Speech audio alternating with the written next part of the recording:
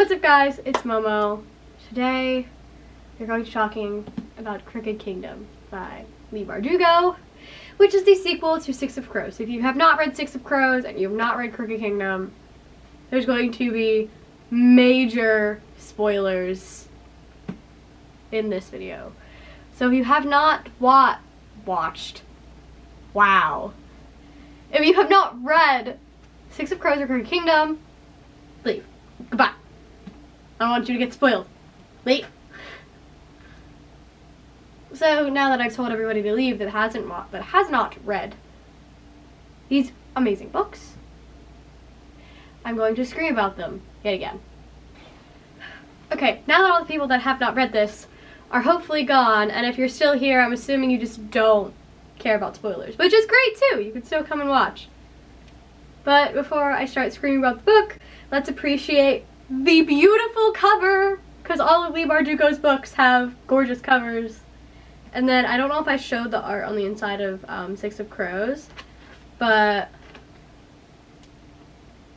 look at that. It's so pretty. It's so pretty. Okay, so that's out of the way, and you've seen the beautiful book. I had to write down my thoughts on Crooked Kingdom because that's how crazy this was. My little Sun Summoner notebook. I had to write down the points that I need to talk about regarding Crooked Kingdom because this book picks up right where Six of Crows left off. And if you don't remember where Six of Crows left off, Six of Crows ended with Inej getting taken by Jan van Eyck, who, I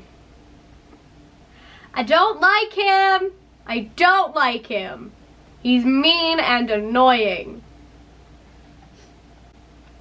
So, my very messy notes on Crooked Kingdom. Let's get started. Kaz is gonna go get his girl back. That is pretty much like the first, I want to say like quarter of this book. The first fourth of this book is just, we need to get Inej back and we need to get her back right now. At least that's all of Kaz's POVs. Like every time, it's like Inej, Inej, Inej, Inej. I remember there was one point where, because they're now wanted criminals in Ketterdam, they can't go back to the Crow Club, they can't go back to the Slat, so they're hiding out on this cemetery in Ketterdam called Blackvale, and they're literally staying in like this giant tomb-like thing. And Wylan says something like, "Oh, aren't we doing this for Inej?" And Kaz like pins him against the wall with his cane and is like, "Shut up, just shut up." And Jesper's like, "You don't talk about Inej." And he's like, "But that's what we're doing. We're trying to get Inej back." And it's like, yeah, but don't bring that up with Kaz.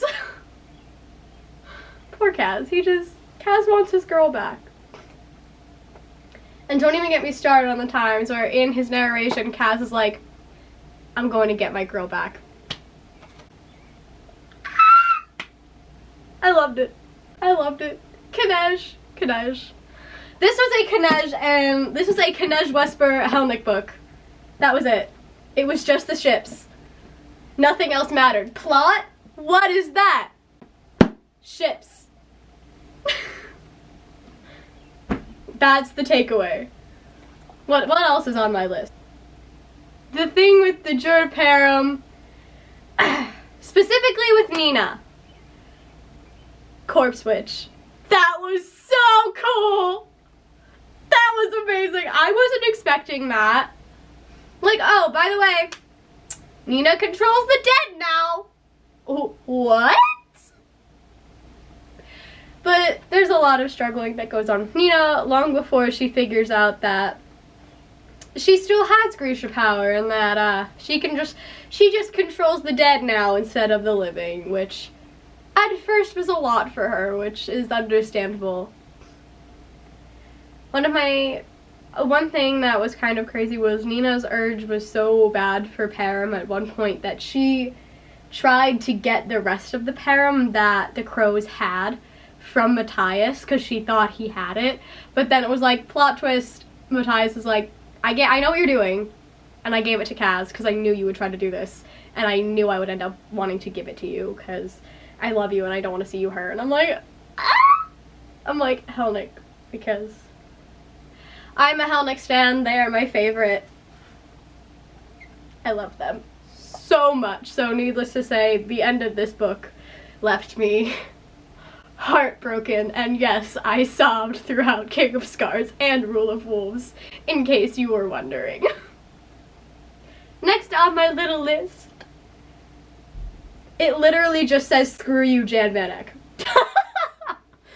My very messy notes literally say, screw you, Jan Van Eyck, which right underneath that is Inej, so it's all regarding Inej. So Inej takes her, and when Jan Van Eyck takes her, he threatens to torture her, kill her, and kind of plants this idea in Inej that you're worthless to Kaz if you cannot be the spy, if you cannot be his spider, his wraith. And she's like, I'm nothing to him without this. Like, you cannot hurt me because then I'm nothing to him. And I'm like, but you're not nothing to him! I'm like, he loves you and he's coming to get you! Of course he won't say any of that out loud, but it's fine. But those chapters with Inej were like heartbreaking, and I wanted to strangle Jan Van Eyck. Like, I know he's a fictional character. There were a couple times where I closed my book and I was just like, ow! Oh. I just slapped myself with a notebook! Well, you get the idea. I slammed my book shut and like, I was like, Jan Van Eyck, you're gonna have a rude awakening from the crows, buddy. Rude awakening. And that's not even regarding what he did to Wylan. Like, okay, assassination attempt on your own son. Not okay. Jan Van Eyck's a terrible person. Moral of the story. Terrible person. Which leads me to my next thing, which is Alice Van Eyck, which is Jan Van Eyck's wife. She was hilarious. She was in it for the money. She was really dumb. Like, if the stereotype of dumb blonde was a person, Alice Van Eyck. That's it. I actually have written on here, Alice won't shut up. Because she sang for like 3 days straight. Because the Crow's plan to get Inej back involved first them taking Alice Van Eyck just to piss off Jan Van Eyck. Then from there, I can't remember if, I don't think Inej was with them at this point, but it's one of my favorite moments in the entire book. And it is when Wylan and Inej, no, they don't have Inej back. The other Crows are going to get Alice. Wylan and Kaz are in Van Eyck's house, and downstairs he's having like this dinner with the rest of the merchant council, you know, and they're standing in a room, it's right above the dining room, breaking into this safe. And the only way to break into this safe to get Jan Van Eyck's money was to use this acid that would like melt it, and then they could just get in and get out. They got caught by Pekka Rollins, which Pekka Rollins can, I don't like him either. Brick by brick. or to quote Freddie Carter, Brecker by Brecker. If you've seen the interview, you know what I'm talking about. But yeah, Wylan and Kaz decide the only way to get out of that situation is to use the acid on the floor to proceed to fall through Jan Van Eyck's ceiling and then land on his dining room table, and from there proceed to fall out a window. Teenage boys, everybody! One of my favorite moments in the book. It was absolutely hilarious, and I loved it. Inej. That's just the next bullet point. Just Inej. Them getting Inej back. That's what I'm going to talk about. Them getting Inej back was... I was like, they got Inej. Kaz got his girl. The Wraith is back. Like, We have all 6 crows together now. This is gonna be great. They can get their money from Van Eck. Boy, was I wrong, because there was still a lot of that book left by the time they got an edge back, and I was like, oh. There's a lot. And then, so they're all running on the street, you know, there's a lot of different things happening at once, and then boom, there's like this explosion that comes from one of the buildings. I think they were on the east stave in Ketterdam. Boom, like this building explodes, and there's like these shoe soldiers that have like wings. And I was like, what? What is going on? So there's shoe soldiers with wings that can apparently like sniff out Grisha power. That's what they think, because they tried to get Jesper and then they tried to get Nina. So we're like, oh no, they're hunting down Grisha. This isn't good, because like 2 of our friends are Grisha, and then there's Kawaii, who's also Grisha. And we need Kawaii. Not a good situation. So that's happening. We have Kaz and Inej running around trying to get back to Blackvale. We had the rest of the crows trying to meet up and get back to Blackvale. Everything's kind of going to shit, as it usually does. But you know, out of that entire thing, they get back to Blackvale. We get the iconic, like, if I couldn't walk, I'd crawl to you. Like, whole big thing from Kaz. I have that entire thing memorized, by the way. It's, if I couldn't walk, I'd crawl to you. And like that whole, like, you know, because we'll fight our way out together, knives drawn, pistols blazing, because that's what we do. We never stop fighting. I screamed. I was like, oh my god, Kaz Brekker is like expressing his feelings? Wow! I mean, in his own little Kaz Brekker way, but like, wow! Okay, you have feelings. Didn't know that was possible. And from there, we kind of get like, oh, we have to save the Grisha. Nina is very set on saving the Grisha that are in Ketterdam, and she's like, I know how to do this, like, you know, like, I can get into the Ravkan embassy, like, some of these people know me.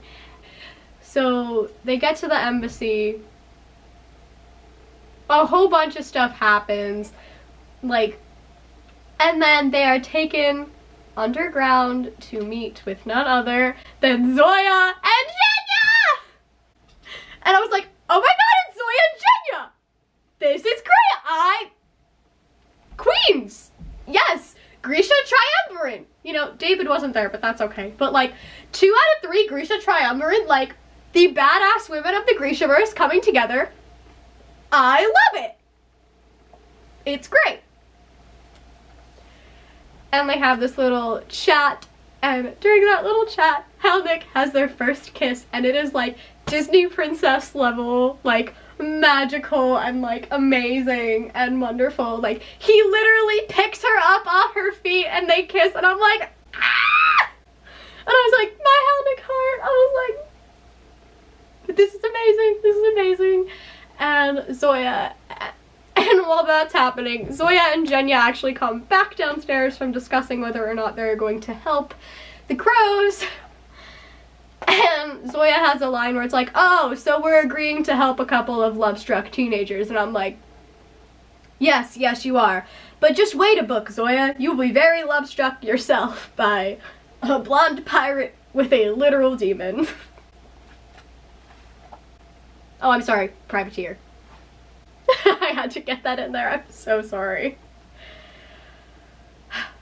And of course, Kaz comes up with a plan. Then to get the Grisha out of the city, but also get their money back, which involves a tightrope, crashing the sugar stock market. That's kind of all I remember of that plan. But anyway, so their plan is to like crash the sugar stock market by sabotaging the sugar itself with this little like thing that Wylan made that is going to cause like the sugar to be bad. I don't science, I'm sorry. But you know, Wylan, a literal genius and total badass made this possible. So Inej is on her tightrope, and she constantly tells Kaz, she's like, I don't need a net. GAFAs don't use a net. And I was like, you go. I was like, you go, Inej. Like, tell him. I'm like, he's extremely concerned about your safety and won't tell you that to your face, but like, you tell him, because he won't give you a reason for saying that you have to use a net. So like, you tell him. And she did, and she does not end up using a net, because it is only her and Nina going to sabotage the sugar. Nina is like her lookout, and there, if anyone shows up, she's gonna like make sure they unshow up. And Inej is gonna tightrope her way to each thing that the sugar is in, and everything is running very smoothly for a while, like a little too smoothly, and I was like, something's gonna happen. Especially because it was so focused on like, Inej isn't gonna use a rope, Inej isn't gonna use a rope, and I was like, Inej is gonna fall. That's partially what's gonna go wrong. Inej is gonna fall. So all in that moment, it ends with Inej falling off the tightrope and Nina discovering she can control the dead. So a lot happens in like 10-20 pages. Now Inej falls because there's a girl that calls herself the White Blade. I don't know how to actually pronounce her name, because I guarantee you I was saying it wrong the entire book. But she is a Lantsov pretender, and she's claiming that she has a claim to the Ravkan royal throne, and she's an assassin, similar to Inej, but Inej is just that much better. But Inej is obviously better than she is, because she's Inej. From there, they fight on the tightrope, and Inej just kind of introduces us to this concept of a shadow self, which it's because it's like every like bad thing you've done kind of creates like this shadow that is like similar to you. And that comes back later, and I'm not going to say right now, but I'm going to explain when I get to that. Which I think the concept of the shadow self was very interesting and very well done in the book, because it showed that like Inej acknowledging that, yeah, I've done really bad things, but I had to do them to survive. This girl is doing them because she wants to, because she thinks it's fun. I'm doing it to survive, and you see the difference between the two girls, and I think it was very well done and very contrasting of the characters, and I loved it. And Inej falls, and you know, Inej has been in a fight, she got hurt, whatever. If you read the book, you know what I'm going to say. Chapter 26, also known as the Knej bathroom scene. It was Knej. A lot of this book was Knej, and I'm not mad about it because it was amazing. And I loved it. I loved it. Now I'm going to actually say what happens, in case there are people here that haven't read it and don't know that I am just screaming Knej bathroom scene. So the Knej bathroom scene happens, and Inej needs to change the bandages on her wounds, and they're in this hotel that Kaz has put Jesper's father in, because Jesper's father had come to Ketterdam to be like, oh, I'm gonna go visit my son in college. Then he accidentally adopts 5 of Ketterdam's most wanted criminals, but you know what? It's okay. It's okay. It's alright. So they're using these bathroom towels to bandage up Inej. And Inej is like, you know, because Kaz doesn't do physical contact, that's a part of his character or whatever. She's like, oh, I need to change like the bandages. I can't get the one on my shoulder or anything. I'll ask Nina. I'll ask like Jesper or something. And he's like, no, I can do it. And I'm like, you what? You can what? Brecker? You're gonna what? What is going on? Who are you and what have you done with Kaz Brecker? And this is through his narration, and I believe even in the book he's like, I don't know why I just said that, but I did, and there's no going back now. And I'm like, teenage boy with a crush. Teenage boy with a crush. That is who you are deep down, Kaz Brecker. So anyway, this whole scene happens, and I'm like, and it's all through Kaz's perspective, and then Kaz is like, no, like, I need to fix what's going on in the dregs, and he says to Anesh, he says, if you ever cared about me, you won't follow me, because he's gonna go into the slat through the back. He's gonna go up, like, climb into his window, which is on the 4th story, but, you know, just climb, why don't you? Instead of going in through the front door, which you could have, and still have been dramatic, but whatever. And then the POV switches to Anesh, and it's like mocking him. It's like, if you ever cared about me at all, don't follow me. Yeah, I'm gonna follow you. And I'm like, of course you are, because that's what you do. You never stop fighting. I have too many Kanej references in this video already, but yes, Kanej bathroom scene happened. Oh no. Oh, the next thing that I have on here. Okay, we're gonna skip it and talk about Kuwei because I didn't talk about him at all. Kuwei is just kind of there for most of the book. Like, I'm not even kidding. He kind of follows the crows around like a lost puppy. Like, I don't really like Kuwei, but I don't really hate him either. He's like kind of in the middle. Like, he's kind of just there. Like, he's not a bad character, but like he didn't do anything either. So I'm like, alright, vibe. And then, you know, Jesper and Wylan are kind of like closer to getting together, and I'm like, yes, they need to get together because they're adorable and they both love each other so much. Because, you know, and then Jesper's all frustrated, and he thought he was sitting there with Wylan at the piano because at the time Wylan was still tailored to look like Kuwei. So, I know Kuwei was sitting at the piano, so Jesper was like, it's Wylan. Wylan likes music because he was kind of like pissed off his dad at the time because him and his dad had gotten into a fight. Him and Kaz had just gotten into a fight. You know, the fight where it's, what do you think my forgiveness looks like, Jordy? Who the hell is Jordy? And I'm like, Kaz just called Jesper Jordy. Okay. But, you know, no one's going to properly address it because no one knows who Jordy is. Okay, back to what I was saying about Kuwei. And they're sitting at the piano, blah, blah, blah, and then Jesper kisses him, thinking it's Wylan. And then Wylan walks in. And he's like, oh, hi, Jesper. And I'm like, oh? Which, I mean, Wylan and Jesper weren't together yet, so it's not like he was getting in the way of the ship. I hate when people say that as a reason to not like Kuwei. No, it was just like, oh. It was like, oh shit. Oh shit. Jesper has messed up. Jesper has messed up because Wylan's feelings were hurt because he's like, oh, you think I look... I think I got cut off at the end of that last clip, but... You know, he's like, oh, you think we're really that similar because I'm nothing like Kuwei. But anyway, it gets fixed and Wylan and Jesper get together and then Wylan and Jesper kiss and it's really nice and it's like, yay, Jesper! Now, I don't want to address the next thing that's on here, but I have to because it's a major plot point. It literally says, Chapter 40. What's that? Seriously. What's Chapter 40? I don't know her. Alright, time to, like, actually talk about it. Matthias dies.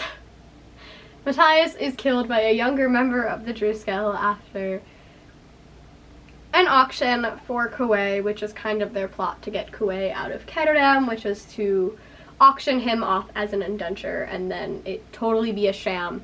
No one was supposed to get hurt and no one was supposed to die, but that did not go well when Matthias is cornered by a younger member of the Druskel.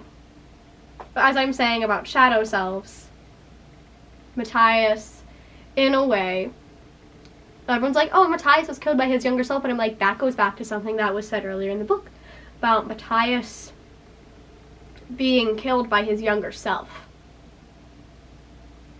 is being killed by his shadow self, because Matthias was just like this boy at one point and believed what this young boy believed, so it's kind of like all of the bad that Matthias was that he didn't necessarily want or have to be was this boy, and this boy was his shadow self in a way. I don't want to cry talking about this. So the boy that kills him, and the boy is like shaking, absolutely terrified, and it's like, no, I charge you with treason, like, you betrayed your brothers, you betrayed the Driscoll, you betrayed Fjerda. And I'm like, oh. And I'm like, because I kind of figured out, I was like either Matthias is gonna get out, like something's gonna happen to Matthias, and Matthias is a huge comfort character to me, if you didn't know. So Matthias was in danger, and I was like, what's going on? No, no, no. So it was very poetic in the way that Matthias was killed by his shadow self. And Matthias actually refused to fight and or hurt the boy. He was like, no. He was actually talking the boy down. He was like, no, you can change. You don't have to believe what they're telling you is right and what is perfect. And, you know, like, Fjerda is, like, Brum is telling you that Grisha are evil and that Grisha are bad. But, like, they're not bad. Like, I fell in love with one, and she's amazing. And all of the other Grisha that I've met have been amazing. But clearly that doesn't work because he dies. I don't even know what else I wrote on here after that. It says bye, blonde himbo! Talking about Matthias! Bro, there's stuff that happens in between. It was kind of all, like, mushed together, like, what happens in between chapters, like, like, between chapters, like, 38 and, like, 40, everything, like, especially the beginning of chapter 39, because it was, like, you know, Zoya and Genya, and it was, you know, them going to get Koei out of Ketterdam, and I was like, no, there's bigger issues, like, you know, you might lose a crow. Turns out they lost a crow. So, bye, blonde himbo. I think the little send-off all the crows had for Matthias was very sweet. I sobbed all the way through it. I did. And then I wasn't expecting Matthias to have a POV after he died, which it went back to the reoccurring dream he was having about Nina throughout the entire book, and the last line of his last narration was the first line of his first narration in Six of Crows, which was Matthias was dreaming again, dreaming of her, and I was like, oh no. I was like, oh, here come the tears, the entire time I was reading it.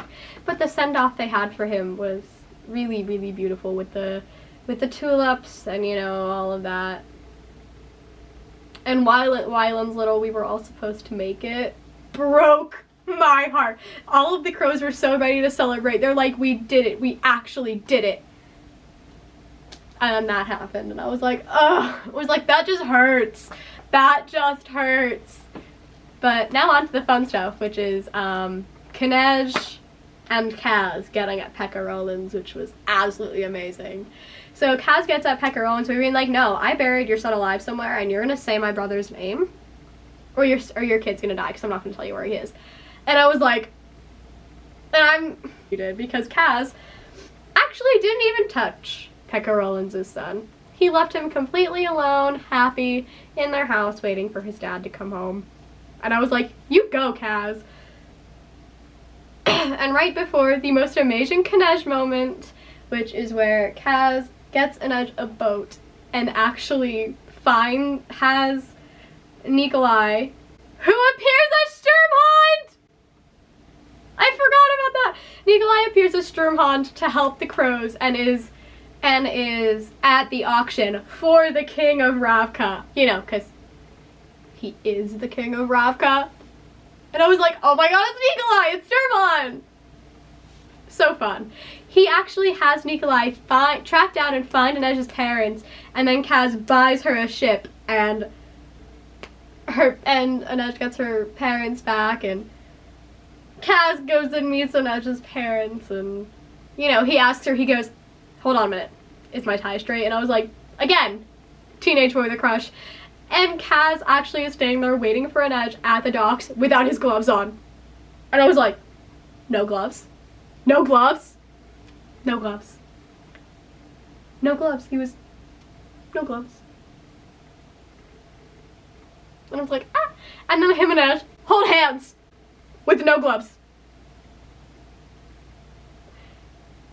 It was truly a beautiful moment. You had to be there, which is why you all need to go read Crooked Kingdom right now.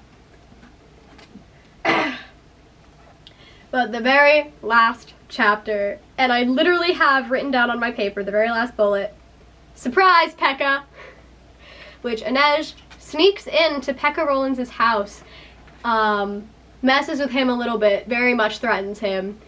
Then it looks like she sneaks out, but what she really does is goes into Pekka Rollins' son's bedroom while he is asleep and replaces the little lion stuffed animal that he's holding so sweetly and replaces it with a crow. And I was like, that is the ultimate warning.